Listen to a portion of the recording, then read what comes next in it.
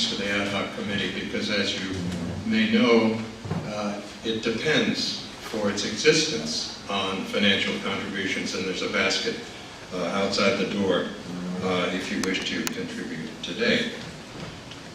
Today's talk is very timely. It's on Egypt, Cauldron of the Nile.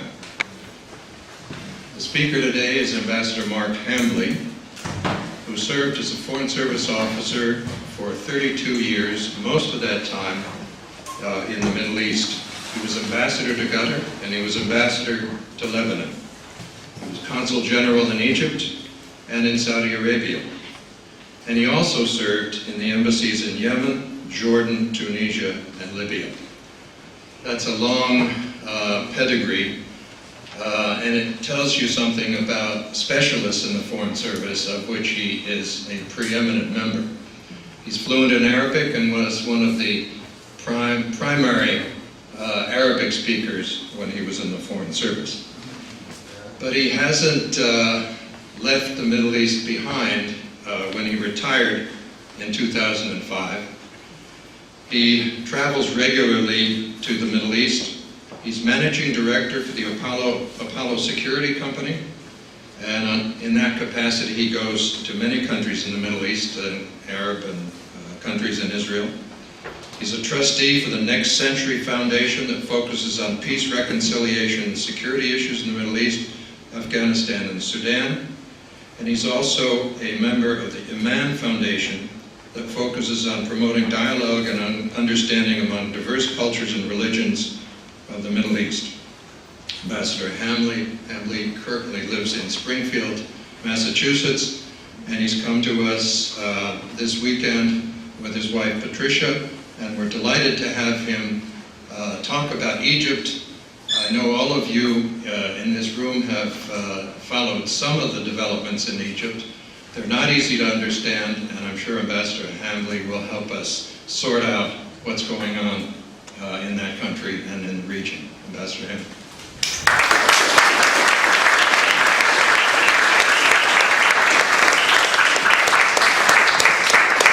Thanks very much, Bill. You talked about specialists in the Middle East, and you certainly are one, as is Bob Pelletreau and many other people in this room. But you humble me by your kind comments.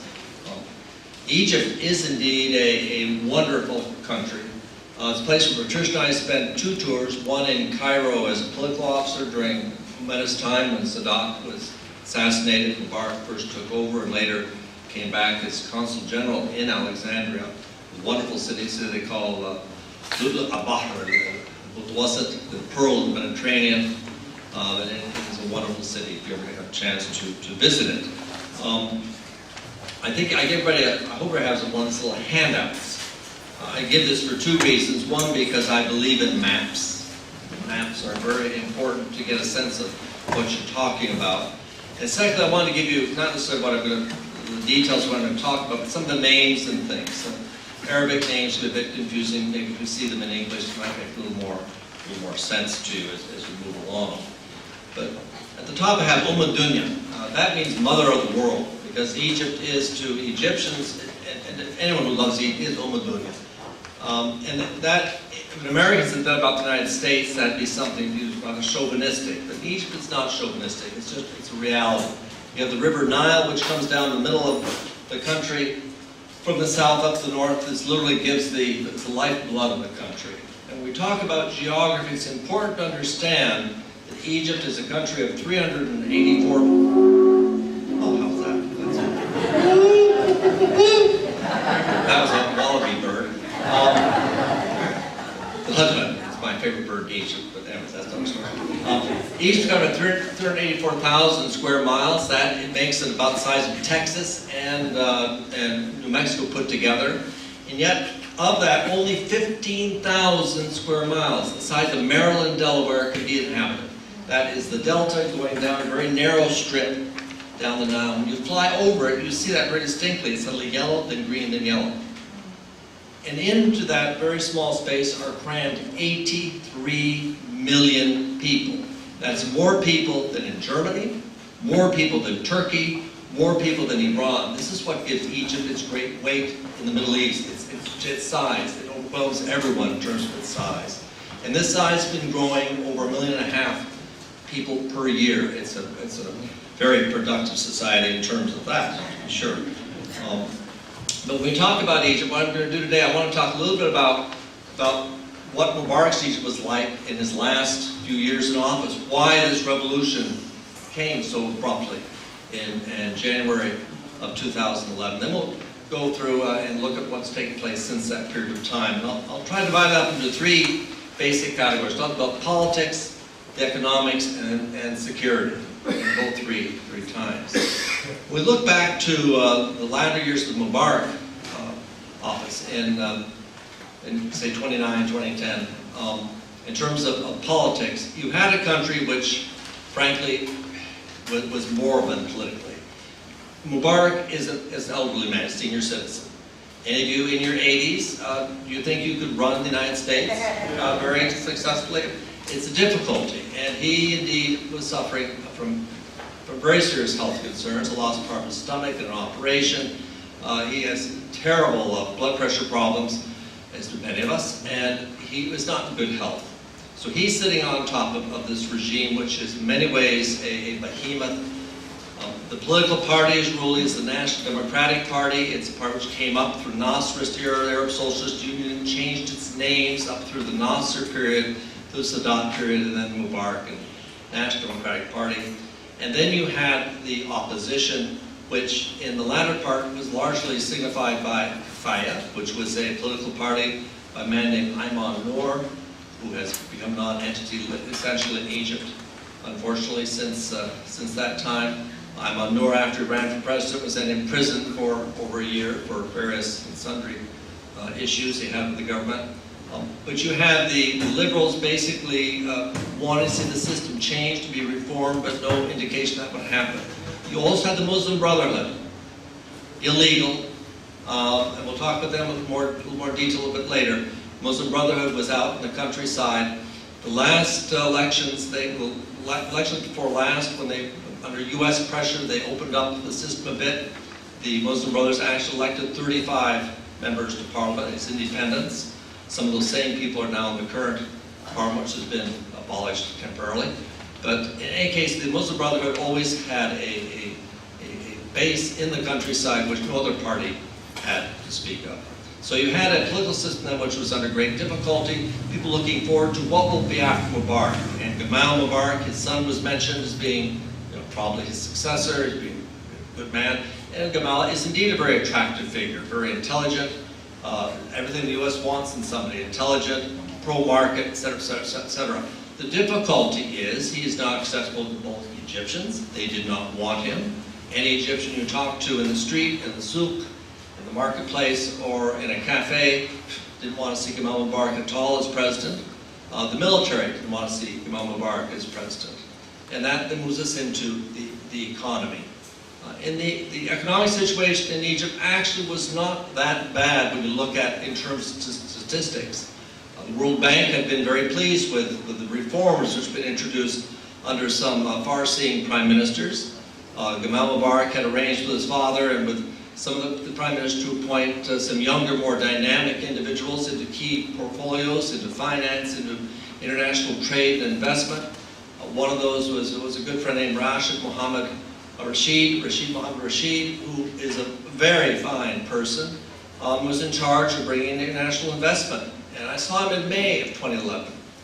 And I said, yeah, Rashid, well, I go in the street, everybody's angry with this government. There's a lot of pressure against it. What are you going to do? I mean, there's no jobs. And he said, look, in terms of growth, we had 7% growth until the big downturn, and then it was only 4%. But 4% growth during, when we had, we're in a recession in the U.S., Egypt was still growing at 4%. And he projected that in 2011 there would be up to 6, maybe 7% by 2012. That was his projection. International investment was quite significant. The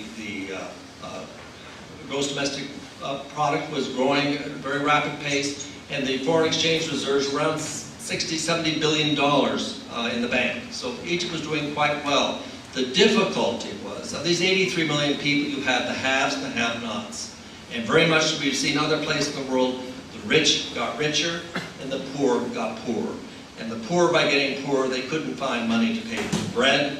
The price of gas, cooking gas, was going up, and the pressures on families, large families in both the urban areas and the rural areas, was increasing by significant amounts, putting a lot of pressure. Meanwhile, maybe 10, 15, maybe 20% of the population was living very much like we do in the West, very comfortably. When you drive up from Alexandria up in what used to be the desert road, for about 50 miles out of Cairo, there are all these gated communities which are built up around. And it was all sides of Cairo you see this. Gated communities, people would have their houses, very comfortable houses. You have a technological city where Oracle and Microsoft have their offices built out near the pyramids. A beautiful campus with nice cut grass, everything's still there now.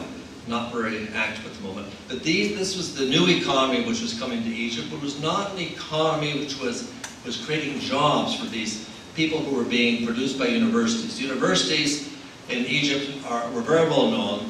Cairo University was at one time one of the better universities in the world.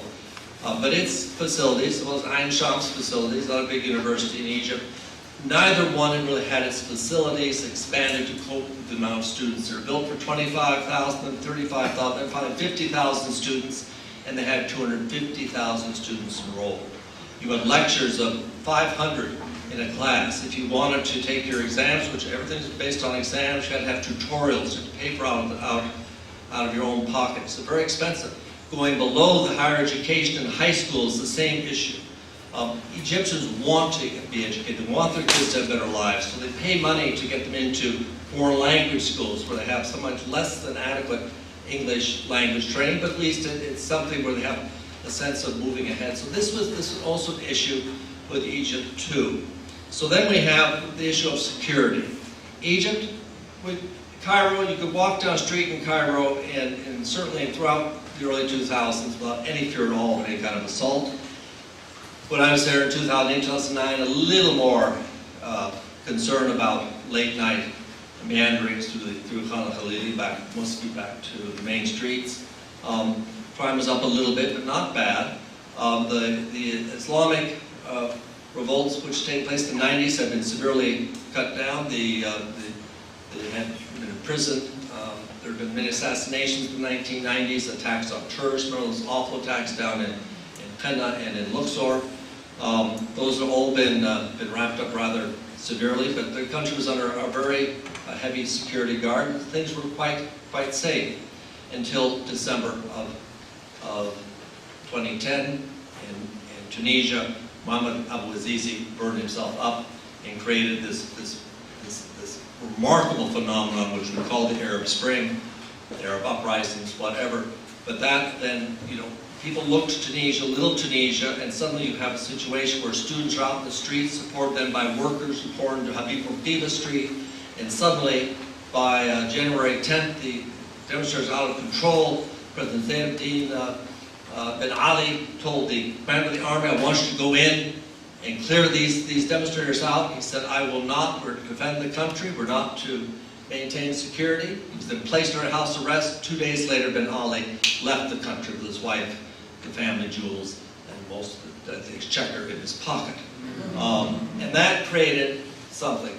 A few days later, on January 25th, a movement called the April 6th Committee. This is a group started a couple of years ago over a labor dispute in Hala Kobra, the huge textile city in the middle of the Delta. It had some textiles disputes. April 6th, there had been a riot and strike and been broken down by the police. And so the April 6th Committee was created in order to protest again on living conditions, on the general situation, on more economic issues than anything else. And they came out in the streets, and suddenly instead of having 10,000, 25,000, and suddenly 50,000, and suddenly this movement came out very much like you had in Tunisia with Facebook, and in Egypt really not so much Facebook and internet, although that was key, but the old-fashioned way, telephones and pamphlets, tracts, which were passed around. And suddenly, a few days later, on Friday, you had more people came out, and within a few more days, the Muslim Brotherhood agreed they may be getting on this. So suddenly you had, by early February, late January, early February, literally over 500,000 people, some up to 1 million people, in around Tahrir Square in the middle of Cairo, demanding the ouster of Mohammed Hosni Mubarak. This is something which was not anticipated. The security apparatus couldn't handle this. They couldn't handle 500,000 people, and suddenly they disappeared from the streets. You had the prime minister was chained. Ahmed Shafiq was brought in as prime minister. You had then the camel, this awful parade surge of camels came through, killed some demonstrators, which then brought him into disrepute. He was forced out. And on February 11th, you had what was essentially a coup by the military, who removed one of their own, Mohammed Hosni Mubarak, sent him off to Sinai, and installed their own government under Gamal Ganzouri, a former prime minister, and set up the Supreme Council of Armed Forces, the SCAF, which is I think one of the more easily pronounced acronyms, the SCAF. And they then took over running the country. Everyone was very, very hopeful. At the time, the army was viewed as, it has always been viewed as a very honorable institution. Very much like in the U.S., we all like our military, support our troops. In Egypt, very much the same thing. You know, no one wanted to be drafted. These old draftees in the army, but nonetheless, they were always honored by their parents and siblings when they came home for Eid, this sort of thing. And officers always had a special, they always got, if there's a parking place, an officer's guard, your officer always got his parking place rather than you. The old system of clubs. And they also had a very important part of the economy. The military started out with military production during the war of attrition with Israel, building up to the war, the Six-Day War, 6-7, started to develop their own industries to make armaments. So that depended on the West. Start making ammunition, they started making tanks and all sorts of things. And then when peace, after Saddam came in, he opened up the economy, they started making other things, such as chemical weapons. They made pesticides, and they made some construction, and then they moved on into fertilizers, a whole range of industry. The estimate is maybe as much as 35, maybe even 40% of the Egyptian economy is one way or the other derived from military-owned enterprises. Some of these are, granted, the World Bank looked to say, you've got to get rid of these, they're very inefficient. Gamal Mubarak also thought they're very inefficient, not a good way to go. On the other hand, they did employ people. Many, many millions of people were employed in these factories, making minimum wage, and may have another job outside, but at least they had something to give them some security. Everybody wants security. Egyptians no less than America. And so this is something the military also wanted to defend. So when they looked at this revolution, they were very concerned, looking out upon this 500,000 people, sometimes 1 million people out in Midan Tahrir. What are we going to do? So they started a process of transition to a civilian government. They said by June 30th, 2012, they would leave office. In the meantime, they would organize elections. They drew up an electoral law. They set up a rather complex formula for the parliamentary elections. And then they're going to have presidential elections following that. The Constitution coming in after that, which is a little bit back to front. One thing to the Constitution first, but whatever. This is the way it was organized. And in some ways, they might have set themselves up for the fall, which came later in June of this year. But in any case, so they put together this program, these elections. Now, everyone was shocked, of course, by the results of these elections. The Muslim Brothers got almost 50% of the vote, and the more extreme Salafi Muslims, under a Noor party, got 25.2% of the vote. That's 75% in terms of Islamic radicals, frankly. And we're shocked. Why did this happen? First of all, it wasn't because the Egyptians are embracing radical Islam by any means. What it meant was there was not enough time. Remember, before, in the old Mubarak era, there was no organized opposition outside of Kafaya, which was a very small, active, but small group with no standing outside Cairo and Alexandria, very little Alexandria actually. You had the Muslim Brothers, however, and the Salafis out in the mosques for decades, working in clinics, working in social welfare institutions. When I was in Cairo as Consul General in the late 1980s, one of my jobs was to be ombudsman for a lot of AID projects and to show the wastage of US dollars in many instances. But I went out at one point to visit 50 different, a small program, $25 million we gave to little NGOs out in the 7 provinces, which were my my bailiwick. I went all in the Delta, up in this region up here. And I went and visited all these little centers, about 50, 60 of them, and at least 70% were run, if not by Muslim brothers, by Salafis.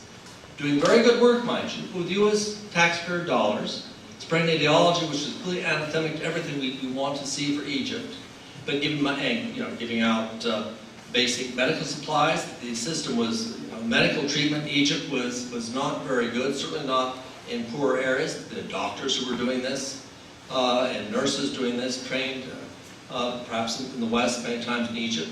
But they were doing all these things which the central government was not doing. So they had a base of support in Egypt which no other parties had. So if anything, when the results came in, you had elections in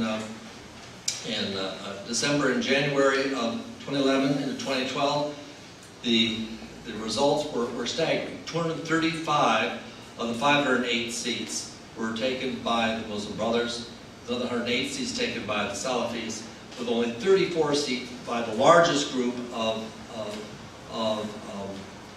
liberals under a wonderful man by the name of Eqypt, who was a Coptic Christian, a very successful businessman, the most successful Egyptian businessman, I think one can say. I think they list him at $2.5 billion worth of kilo over here in Penzance. The man was very well suited.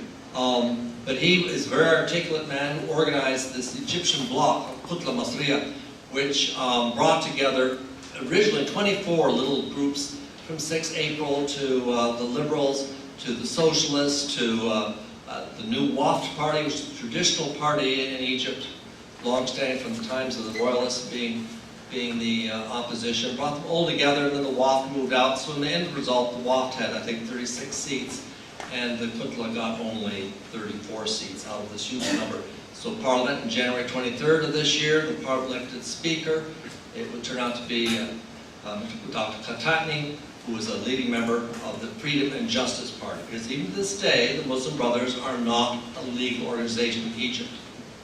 The Muslim Brothers started in 1928, under a man named Hassan al-Banna. They came in on a platform against the British, against colonial rule, and against the monarchy, which they saw as a tool of the English. They wanted to bring Islam back to its roots, and they spread the virtues of Islam versus the colonial excesses which they saw dominating Egyptian life and corrupting Egyptian life. And they lasted until 1948, when they were disbanded. In 1949, Farouk's security officers assassinated Hassan al-Banna, which was a big mistake.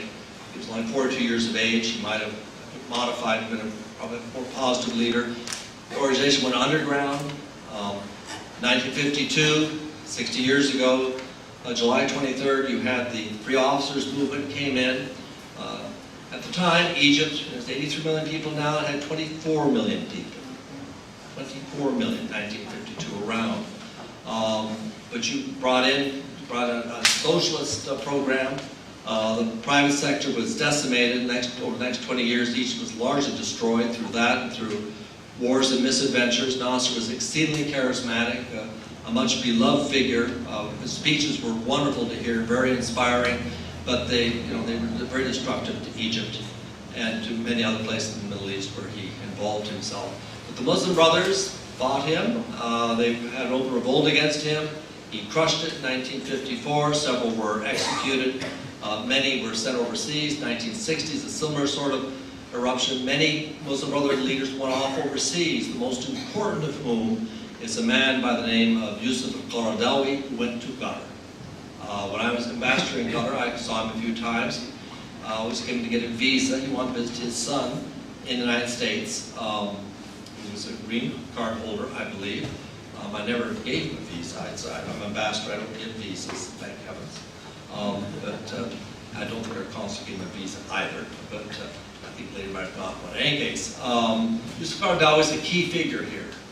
He is a very prominent member of the Muslim Brotherhood, does not hold a senior position. The Muslim Brotherhood has an overall committee which is headed by a supreme guide. That elections, I believe, in January of 2010 for a new leader, and Dr. Mohammed Badi took over. The Supreme Council has a number of interesting people in it. Some are old style. They want to focus on the social propagation of the Brotherhood, not really move out into politics, do not want to engage too much with the West.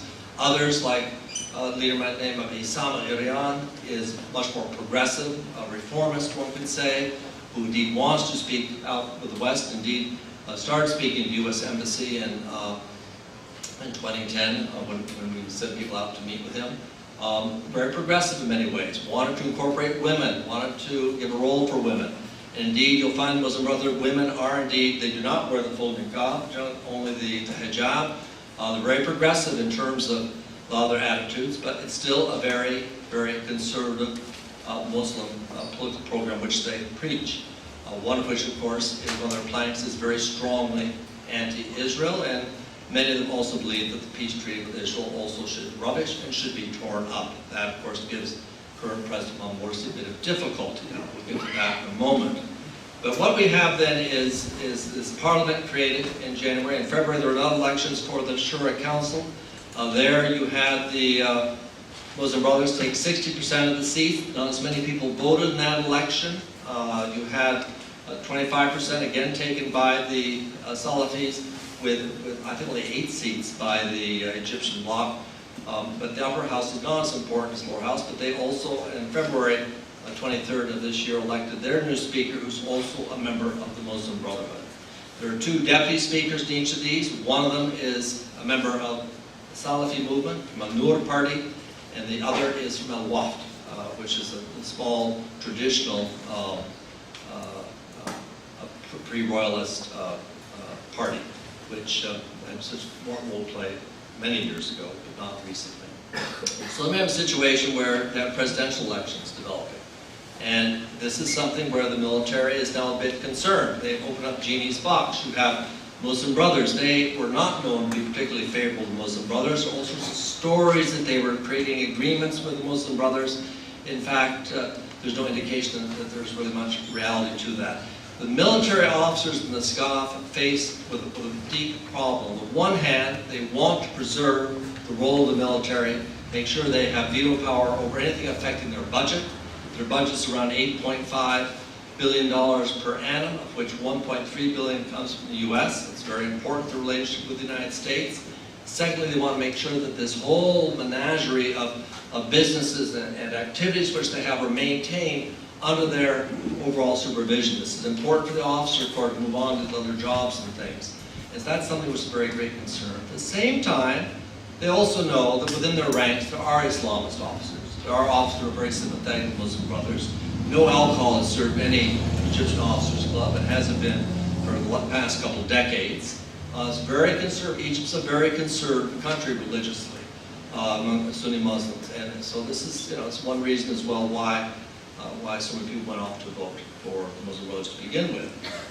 But because of, when the Parliament, in the few sessions it held, focused on such things as lowering the age of marriage to, I think, 14, is what was proposed, and taking some activities which were totally opposed by the broad spectrum of the Egyptian public.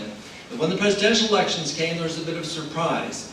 First of all, some new candidates came out of the blue. You had Hamid Sabahi, who was an old-style Nasserist who had a party called Nasser Dignity Party, who came up very strongly, actually, out of the blue. Amr Moussa, the former Minister of Foreign Affairs, former Secretary General of the Arab League, was also a key figure. And he was someone who I thought, frankly, if the election had been held in June of 2011 rather than June of 2012, he certainly would have been elected president. Even later than that, might have been elected president. But because he had aged, he had served one term, everybody knew him, they liked him. He wasn't particularly pro-Israeli. In fact, some difficulties with him on his views about that. But was in his day, he was someone that women used to have vapors when they saw him. He was so devastating. He knew that. Very good. I don't see it now that too much, but anyway, people do talk about his attractiveness to the other side. But then we also had a very interesting period. The Muslim Brothers had indicated that they were not going to run a candidate for president. No, they run just parliament. They were interested in monopoly power. They knew they had strength. They didn't want to show their cards too much. One thing the Muslim Brothers have, which a key leader told me a year ago, was sabr, patience. And patience in Arabic, sabr is a term which means much more rate of patience. It really means long view. And they take a very long view. Their view is that you cannot change Egypt in a year in one election. It's going to take several elections, several decades to bring kind of Egypt they want to see, which is an Egypt much more focused on Islam than it is at the present time. But you had a man named Abdul Futuh, who was a leading member of the Muslim Brothers, was voted out of the senior position in the January elections, but very popular man, more moderate, very personable. He came up too as being someone that people said might make a very good president. And they don't need a Muslim brother, he's a Muslim brother anyways. And then you had the Salafis. Noor Party put out this man named Hazan Abu Ismail, who was a rabble-rouser, long beard, on TV regularly. I mean, just a real, terrible things he'd say against Christians, against the government, just horrific things. I mean, everything you want to hear bad, be a Christian fundamentalist preacher could do no different than what Abu Ismail would say on his television program. But very popular figure. And then, of course, the court system. One of the institutions you have the presidency, you have the parliament, you have the courts. The courts, twice in the past, had abolished the parliament, said for various reasons it was against the Constitution. So twice during Mubarak's years, the parliament had to be canceled and hold new elections. And this time round, they looked at electoral law and they said, well, certain candidates do not qualify. Abu Ismail, his mother's a U.S. citizen, that therefore disqualifies him. She'd gone off to the United States to be a U.S. citizen, so he was out. Then we have Omar Suleiman, the former head of intelligence, the man who Mubarak picks as his first and only vice president. He said, I'm going to run. And everyone thought, he'll be the one the military will support. Well, he didn't have enough votes. He had a certain amount of votes in various governments, and his numbers didn't come up. He was shocked. I mean, it never happened before, but it was a little more rule of law, so he was cast out. Then you had Ahmed Shafiq came in. Now, the parliament passed a law saying if you're a former member of the Mubarak regime, you could not be president. That law was never certified by the SCOF in their executive authority, so that came up into a court case. So right up before the elections, you never knew who was going to really be the final candidates. You had Abdul Fattah, the Muslim brother. You had Hamdeen Sabahi, this dark horse who seems to be getting more and more credibility. You had Ahmed Shafiq, and you had Amr Musa. And so everybody's game. And so the elections were held. Very interesting results. You had Amr Musa came in last of the four. You had the top two were, of course, you forgot the Muslim Brothers, of course, and we're going to put a candidate in, suddenly. And so they put in this man named Khirat Shatter, I think I misspelled it.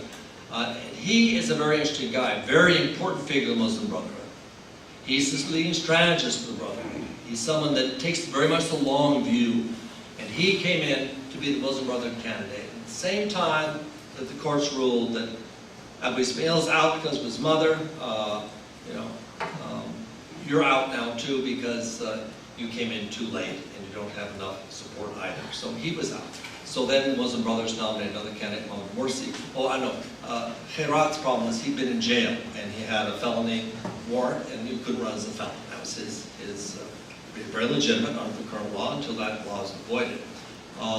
So then you have Mohammed Morsi, this new guy came in, impressive man. He's an American educated, University of Southern California. 2 of his children are U.S. citizens. He taught for many years in the United States. He's very conversant, a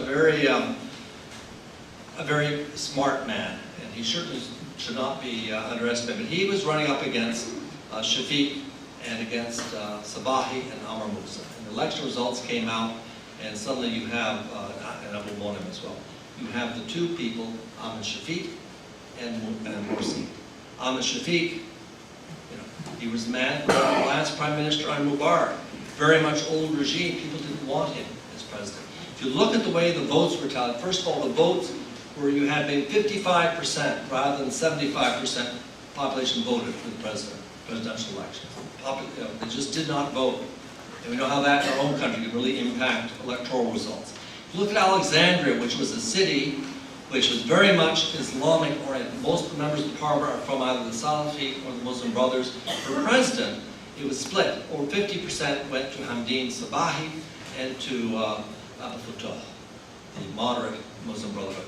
Shafiq didn't do well, and Morsi did not do well. But then the result, then you had these other two guys came in.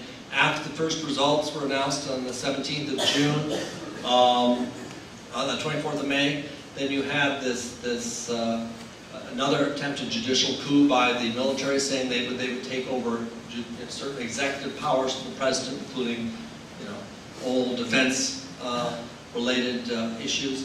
They would maintain veto power over any expenditures which they thought were in excess of the needs of the country, that they would retain legislative power over the declaration of war. All these things the president normally had, they took upon themselves as a military to do for any new president. So the new president is going to have his hands tied. So then you have the election on June 16, 17. Expect the announcement a couple days later. The announcement did not come. People start pouring into Maidan Tahrir. There were several score thousand of Muslim Brothers started going in chanting that they thought there's something rigged. The Muslim Brothers announced that their equivalent of poll results were that they had won the election. Ahmed Shafiq said, we won the election. Who knew who won the election? Well, finally, the results were announced, and by a smidgen, 50.1% to 48.9% to Mohamed Morsi over Ahmed Shafiq, who promptly leaves the country. I don't think he's back yet. I don't know why that is, but we can draw our own conclusions. So Mohamed Morsi then becomes president on June 30th. He makes a number of speeches. He takes an oath of office in front of the Constitutional Court. He's supposed to do this, but also in front of the crowd in Maidan Tahrir. But you have a president, the first Islamist president, and the first freely elected president in Egyptian history is a Muslim brother. First Islamist president elected in Middle East is Mohamed Morsi. And this is indeed a changing point. He says all the right things. He says he's going to perhaps, the Coptic Christians, indeed, he says we'll honor them like brothers. And according to the Quran, people of the book, that we will make sure that we don't do anything that offends Egypt's national character. Did not mention that the Sharia would be imposed. That was not their interest. Instead, he says maybe promote a Christian woman as being one of our vice presidents. So then he takes office, and 8 days later he reconvenes Parliament. Now this is something, Parliament's been banned. How to reconvene Parliament? So this in some ways is an impeachable offense. But the courts calmed down a bit, and they said, well, you can't do that. Ramadan's going, so the Parliament is no longer in session. The court is now preparing a position which is probably better saying that the Parliament still is abolished. The military brought upon itself a position where they can create the Constituent Assembly to write the new Constitution. The Parliament had originally done that themselves. 90% of the seats were Muslim Brothers or Salafis writing the new Constitution. These boycotted by most of the liberals and others because they thought this was being rammed down their throats. The Constitution is key in order to make sure you have a basic human rights respected, civil rights, religious rights in a country which is dynamic and diverse in Egypt. So there's where we have the situation as we now are in August. Ramadan is still in full swing. Things are quiet. You've had some very serious riots in Cairo. Very small scale things, but along the Nile River you have many luxury hotels. And backing up on all of them, you have neighborhoods which are you have Four Seasons, behind them is Garden City, which is rather upscale. But way up, beyond the Foreign Ministry, which is a towering skyscraper, you have called the Nile Towers Hotel, which has I was put there when as a U.S. government visitor in 1999 or something. It's a very comfortable hotel, distant from anything. But Mexico's Bulak, which is one of the really important, popular areas of Cairo, where you're back, 50 years when you go out the door. Very pleasant place. People very nice, but very, very humble and very impoverished. And there's been an issue of these during the revolution. Only 2 buildings, major buildings, have really been destroyed in Cairo in this tumultuous 18, 19 months. One of them, first one, was the NDP headquarters right along the Nile, completely burned out and looted. National Democratic Party headquarters. And the other one, very, very sadly, near the Ministry of Interior during a fracas in February, I was there during this, it was just awful, was something called the Institute for Scientific Research, which contained all the volumes from Napoleon's visit to Egypt in the 1800s when Napoleon came in and the savants came in. All the original papers are in there. This is a remarkable institute. And this was burned and attacked by a group of ultras. These are young thugs that associate with football teams largely, and their confrontation with the police. And the building was, they managed to save this basic structure. A lot of the books were saved, but the water damage. I spent a whole day in June helping these volunteers take these huge volumes to get separate the papers, try and save these. These are gifts to mankind, not just to Egypt. And to see this, like Timbuktu sort of thing. Really, that's a very ominous sign when that sort of thing happens. The attempted looting of the great Egyptian museum, which was stopped. But that also was something which was not good. But aside from these twin towers, there was dispute over pay, and people then trashed the lobby, and one guy was killed. It was not a good sign of the type of tension which still exists in Egypt. Morsi has this huge following among the Muslim Brothers, but his hands are tied in terms of he's appointed his new Prime Minister, Hisham Fandil, is another American-educated young man. He is an Islamist. He is not a member of the Muslim Brothers or Salafis. He's just a very devout Muslim. Allegedly, I don't know his background at all. He's not known for me, but a very competent technocrat. He was Minister of Irrigation and Water, which was his field. Importantly, he did go to an observer to the Egyptian-Ethiopian Water Convention with Sudan and Uganda. This Nile River controls Egypt. If waters don't go up the Nile through dams or something, Egypt's lifeblood is gone. If you go to Iraq, you see the Euphrates, mighty Tigris, Digla going through Baghdad's a stream, because Turkey has blocked it with all these dams. One of the real reasons why I had the drought in Syria is because the water's not getting down through from the Euphrates down into the watershed down in Syria. But so he's familiar with that. The first presidential visit of Morsi was focusing on Africa. He's very interested in African issues, which is very good. He's not mentioned too much about the Israeli situation, other than to say that he will honor all of Egypt's international commitments. There was a brouhaha you may have read about where President Peres of Israel indicated he received a very nice note of congratulations following an Eid Ramadan congratulations message, which he sent to Morsi. That appears to have been bogus. Initiativeness there, I think, because I don't think Morsi would have sent that.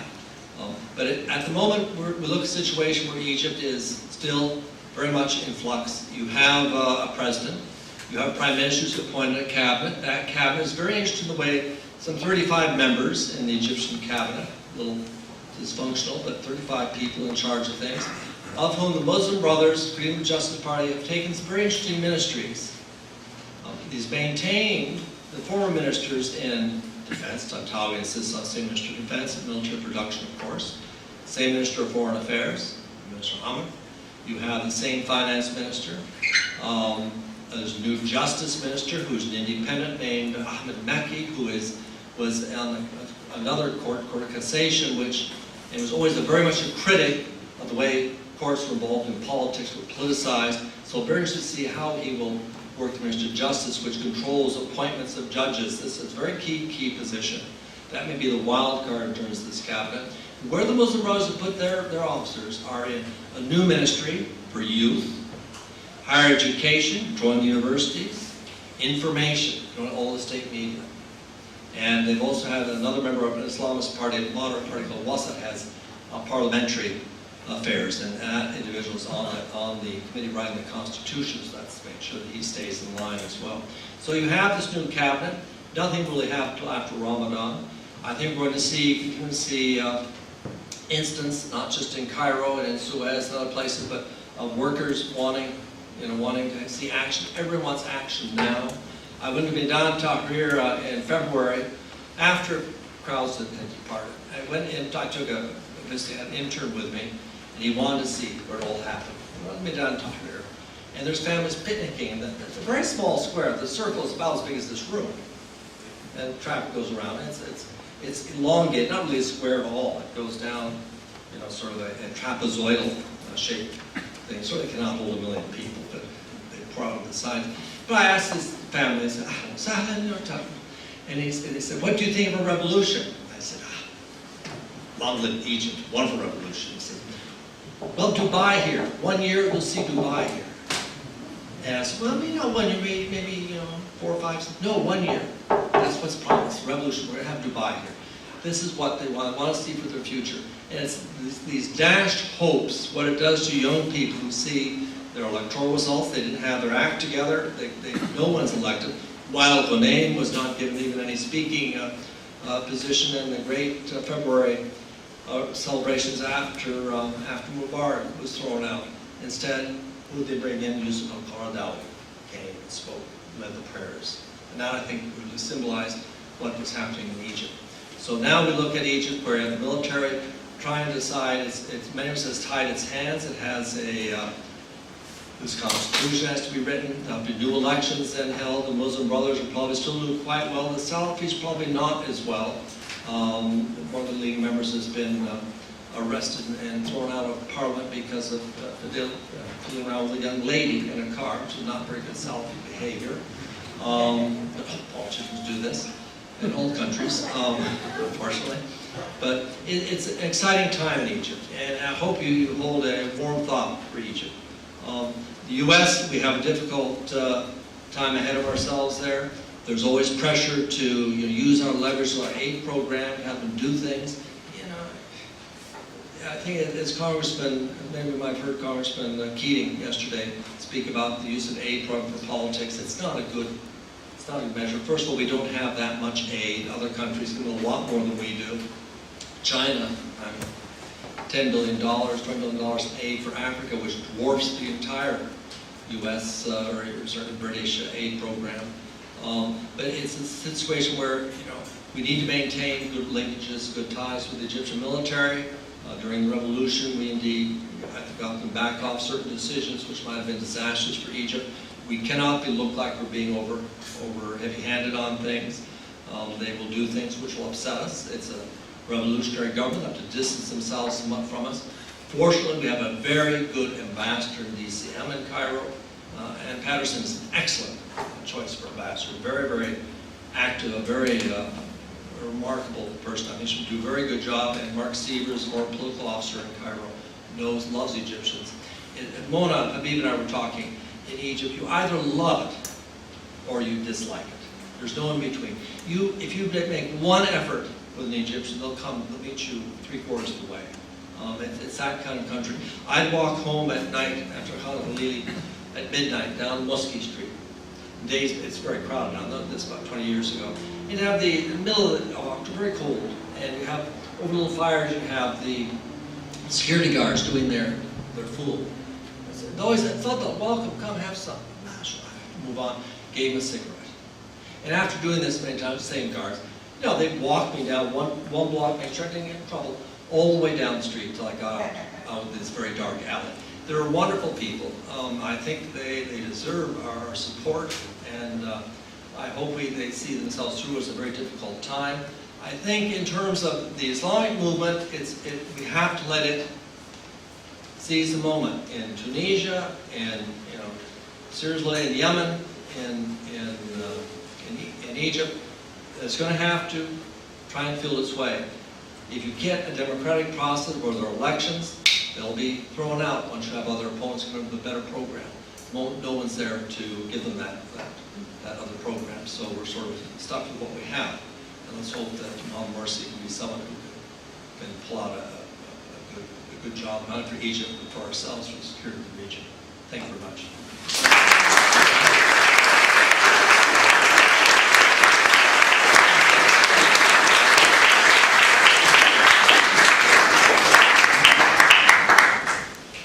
There are no questions. 10 minutes for questions, if you have any. Please. Just curious, you haven't mentioned that maybe you avoided because you're not sure it will happen. Do you see any pressure being brought upon the military or the Egyptian regime on trying to get rid of Assad in Syria? No, not at all. They are completely focused on Egypt. In Libya, which was of great concern, you had 2 million Egyptians being forced out of Libya. And I went across Libya at the time, and the border was, let people in, but they were not interested at all in helping, getting involved in that. To the extent that Libya is angry with Egypt, because there are many former Libyan officials in Egypt. When I was there, I used to stay at the Ramses Hilton, big hotel along the Nile. I didn't stay at this time. It's filled with former Gaddafi loyalists who got drunk, ripping the place apart. It's not a good scene. So there's no love lost. Egypt's military must focus on Egypt. They have to worry about the Sinai, which is in Sinai, under the peace agreements with Egypt, with Israel, only a certain number of Egyptian troops can be in Sinai. It's like 800, very small number. And so you have very limited, so you have chaos out there. You have people, America's being kidnapped. Israel has just called all citizens back from Sinai. They have to go down to Sharm el-Sheikh even now for the wonderful snorkeling and things. They've called them all back because there are concerns over terrorist attacks. Gaza is another situation, which is a very sensitive situation. Ismail Haniyeh, the prime minister who was elected prime minister of the Palestinian Authority, and then broke off as prime minister of Gaza, more or less, was received in Cairo by Mom Mercy, the first foreign leader to be received, and they worked out an arrangement to open up that, relieve the pressure on Gaza. But it's a very difficult situation. They will not get involved all in Syria. Please. Does the United States still maintain today its military assistance programs to the current government in Egypt? Yes, we are. Yeah, it's about $1.3 billion. At one point, it was considered to withhold it, and then wiser heads prevailed. The situation, we want the military to do things. We don't want a military government. We want civilian rule. And so they got out of that. Now they have quasi-civilian rule because they have a lot of the cards they still hold. We want them to release those as well in a way which is prudent to allow Egypt to settle down. The foreign exchange reserves plummeted from 60, 70 billion before Mubarak went out of office to about 10 billion today. It went up a little bit last month, but they're about 10 billion. They need those reserves. They have to get the economy going again. There's no foreign investment. The economy is very stagnant at the moment. Tourism is zilch. If you want to go to Egypt, I always say when there's always problems, now it's time to go, you have a much better time. I don't recommend that at the moment now. It's just not, it's very sad to go to Luxor and see dozens of tour boats tied up. There's people livelihood of the people, there's no, and these are wonderful people, you know, and it's just, go to the pyramids and there's, first of all, pay 10 times what an Egyptian pays. And I always got an Egyptian. Always got an Egyptian pay. And I went with some Americans and we'll let you in as an Egyptian. They can't come. They're my friends, right? Okay, let you all in. But you have to come bring other friends and then that sort of thing. But it's very sad because it deserves better. Please. I was in Jerusalem during the winter and heard a talk by economists about the situation in Sinai. And my understanding was, from what I heard, that there has been, since the revolution of Egypt, infiltration of the Sinai by Hamas groups and by Al-Qaeda. Can you speak at all about what the role of the military is likely to be in the new government that's taking place, and how it will see itself in maintaining the area of the Sinai? That's a very, very fair question. First of all, there's a U.S. contingent in Sinai too, under an observer group which we've had in since the Taba Accords were arranged in 1982. multilateral force observers. But they are not, they're to just do the border, not anything internally to Sinai, so they're off to the side. As indicated, under the peace agreement with withdrawal from Sinai, the Egyptian military cannot put large, I think it's restricted like 800 men, is all they can put into Sinai. That's not enough to curtail the problems which are out there. The Ministry of Interior forces can be more, but they are in such disarray since they're less than favorable performance during the events. They have to rebuild that.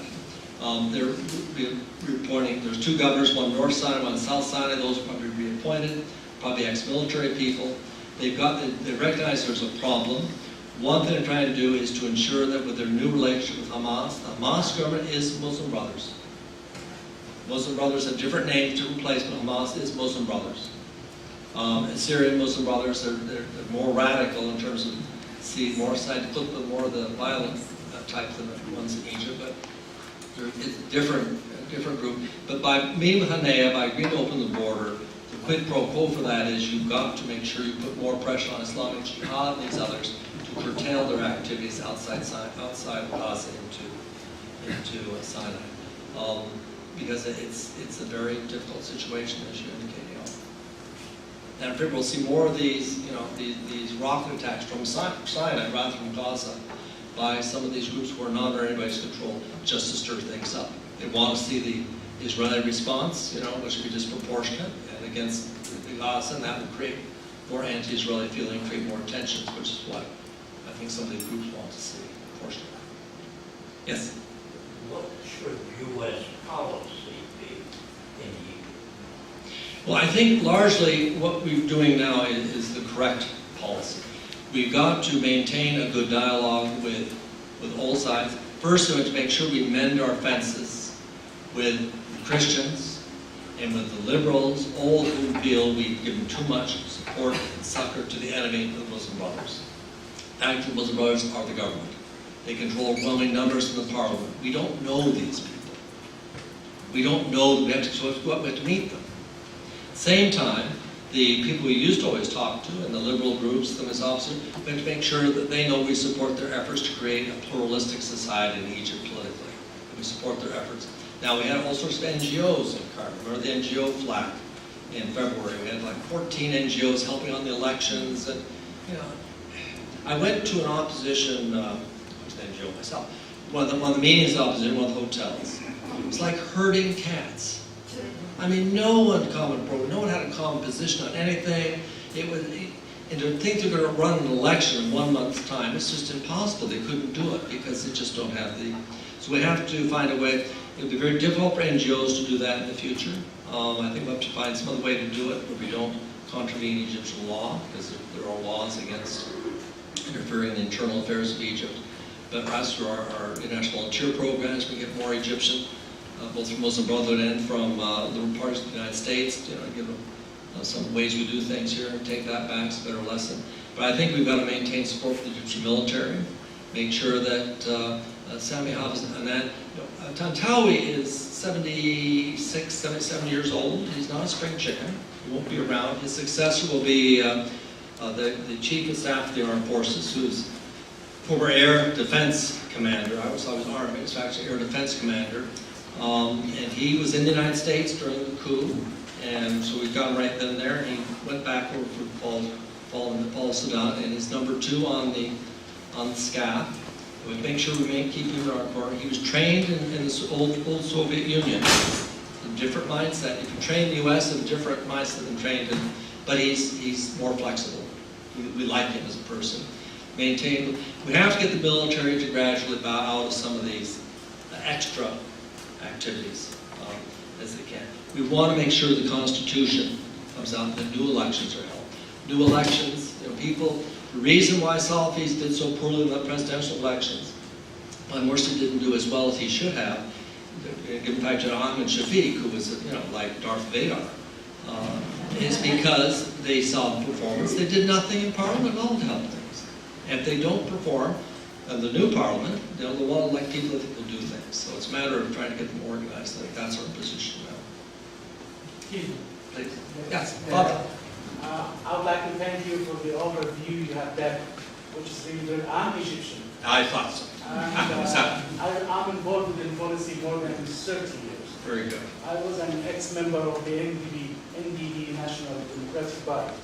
And I would like to thank you for all what you said, but I'm afraid to say all what you said about Morsi and his gang Muslims Brotherhood have nothing to do with the truth. And the election, really, Shafiq won. But what happened? Morsi and Muslims Brotherhood moved to the countryside, and there is a little simple people, we call it Falahin. They know nothing. And he told them, if you didn't vote for Morsi, you will be unfazed. You will be against God. So all of them just go and say yes to Morsi. And what else? He gave them a bag, have butter and sugar and everything, and 100 pounds. This is the truth. I saw it with my own eyes. So did I. Yes, and my wife Sheridan, she lived in Egypt for 20 years, and we know everything on the ground. So the tricks of Muslims Brotherhood, who are very, very organized since 80 years, they know how to dig on the very weak point of the Egyptian. On the contrary, Shafiq won. And why? Because the Muslims Brotherhood said, if you announce the result that Shafiq won, we're going to burn the country. And we have weapons, while nobody else have. So actually, the result of this presence is really wrong. But we do it for we just accepted Field Marshal Tantawi, who is actually #1 in Egypt. Even with Morsi. I think there's no doubt that there was an awful lot of, they complain about U.S. involved, these NGOs were really very involved in, but the Saudi money, the Qatari money, which went in to support the Muslim Brothers, was in the millions. And that is indeed, they did give out a lot of, in the rural areas, a lot of support in terms of butter and one last question, please. There are very reasonable tours on boat rides on the Nile, the Luxor, Aswan area. Is there security risk for Americans to go there, or other considerations why one should not take advantage of the good market? Well, I would, if you're going with a reputable group, as long as it's not too big a group, you want a medium-sized group. If it's a reputable group, I myself would have no hesitation in going, sending a loved one off. Make sure you're in good health, because there's no health thing. Make sure you have absolute total medical evacuation insurance in case you need that $50,000 special airplane flight from Luxor. But yeah, I would do it. You may want to make sure you stay with a tour, going to Aswan or something, not into Cairo. It depends on situations, but there's a bar, you only live once. And if you haven't seen Egypt, everybody should see Egypt. It's a wonderful country. You should go down.